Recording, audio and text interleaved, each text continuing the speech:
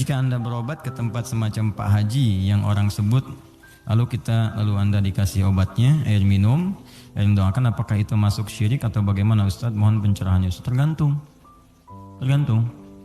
Jika Anda minta doa, tabarruk dengan doa itu wasilah supaya mohon berdoa, didoakan kepada Allah. Anda bisa berdoa sendiri, minta, ya, dan bisa saling mendoakan. Nabi kadang saling mendoakan dengan sahabat, doakan. Bahkan Nabi minta dibacakan oleh Abdullah bin Mas'ud Al-Quran. Abdullah bin Mas'ud datang sini, coba bacakan surat ini.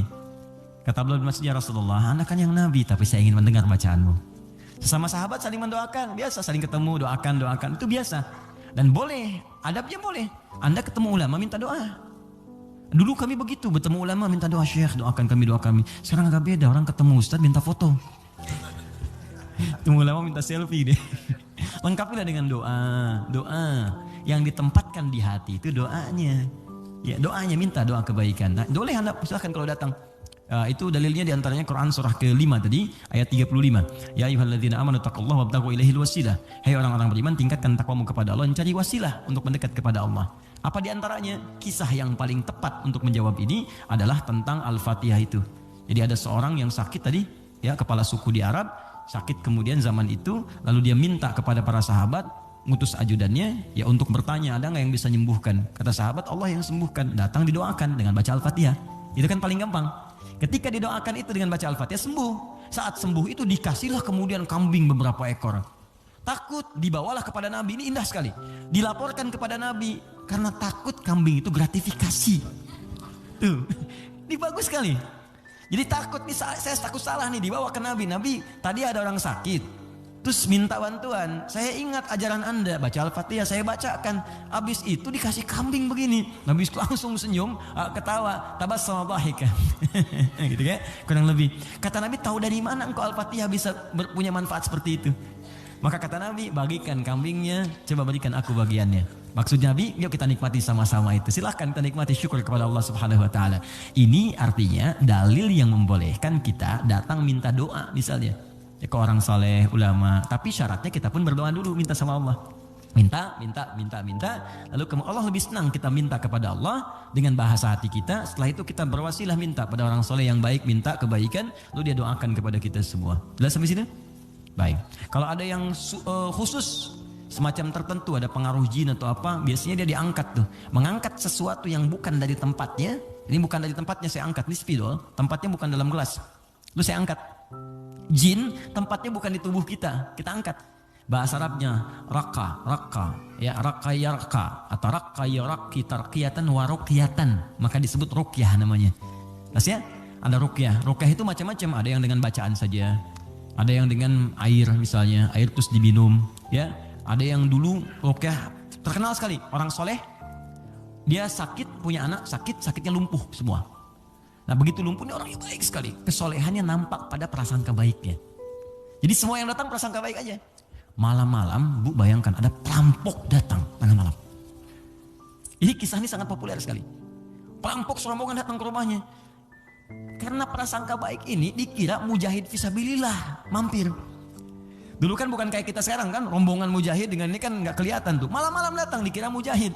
Begitu dibuka pintu, oh ahlan wa sahlan mujahid, masya Allah, silahkan masuk. Bayangkan perampok disuruh masuk.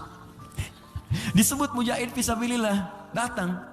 Akhirnya apa yang terjadi? Silahkan, duduk dulu, istirahat dulu, mandi dulu. Dimintalah berwudu semua. Tolong para mujahid silahkan berwudu dulu.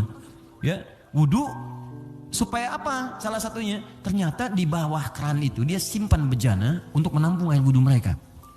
Ini kisah nyata, benar terjadi. Jadi bukan rekaan, di kisah nyata sampai riwayat kepada kita dan valid riwayatnya. Jadi orang-orang salaf dulu. Di begitu air wudunya tumpah ke situ, dan dia melihat orang-orang perampok tadi, kok ada anak ini nggak bangun. Ya kata mereka ke bapak tadi, ini siapa? Ini anak saya, dia kena lumpuh katanya. Oh gitu, udah duduk, dijamu dengan makan semua. Udah rapi, suruh wudu, makan, pulanglah mereka. Nah, begitu pulang, ini yang menarik. Beberapa pekan kemudian datang lagi. Dibuka lagi yang mujahid, katanya Masya Allah. Yang buka siapa? Yang buka anak yang lumpuh tadi. Dibuka langsung, kaget. Loh, kemarin kan lumpuh dia, sekarang bisa buka katanya kan. Lalu bapaknya keluar, nyambut lagi, Masya Allah. Kami mereka berkahan dari jihad Anda, Anda bayangkan. Karena positif thinkingnya. Bertanya, ini kenapa bisa sembuh? Air wudhu, masih ingat gak air wudhu yang pernah engkau pakai itu dalam wudhu itu? Saya mandikan kepada anak saya, dengan izin Allah sembuh dia. Perhatikan ketika seorang berprasangka baik kepada Allah Subhanahu wa Ta'ala, akan berubah segalanya. Lalu perampok tadi kemudian terjatuh semuanya, nangis tersungkur, sujud di hadapan Allah Subhanahu wa Ta'ala, nangis tobat di situ. Sebetulnya kami bukan mujahid, kami perampok katanya. Dan sebagainya, tobat. Jadi bayangkan hanya dengan wasilah anak yang lumpuh dalam keadaan tadi, dia menjadi mulia seluruhnya.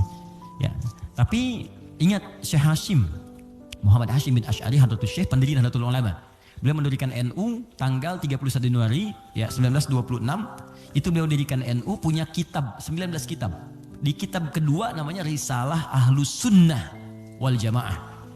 Di halaman yang ke-12 paling kiri sebelah bawah. Ya, itu beliau sampaikan begini.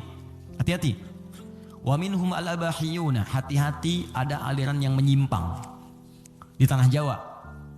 Itu diungkapkan di tahun 1333 Hijrah. Sekarang 1431. Sudah berapa tahun? Ya kurang lebih 100 tahun lah ya.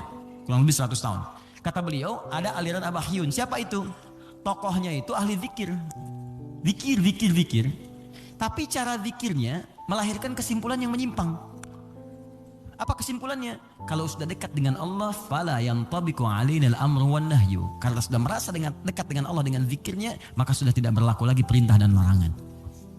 Di sholat sudah nggak berlaku lagi karena sholat itu masih latihan. Kalau zikir sudah dekat dengan Allah, nggak usah sholat lagi. Maka kalau Anda menemukan yang seperti ini, kata beliau, jauhi, karena itu mengajak pada kesesatan. Anda datang tiba-tiba, ya mungkin panggilannya kiai gitu kan. Ya pakai jubah lebih lebar daripada Batman. Kadang-kadang kan tertukar lah sekarang. Sekarang atribut kiai dengan dukun itu disama-samain, susah gitu kan. Pakai. Datang, Anda konsultasi, nanya. Anda nggak tahu, karena nggak tahu. Tiba-tiba waktu zuhur tiba, Allahu Akbar. Anda tanya, Pak Yai kok nggak sholat dulu kita?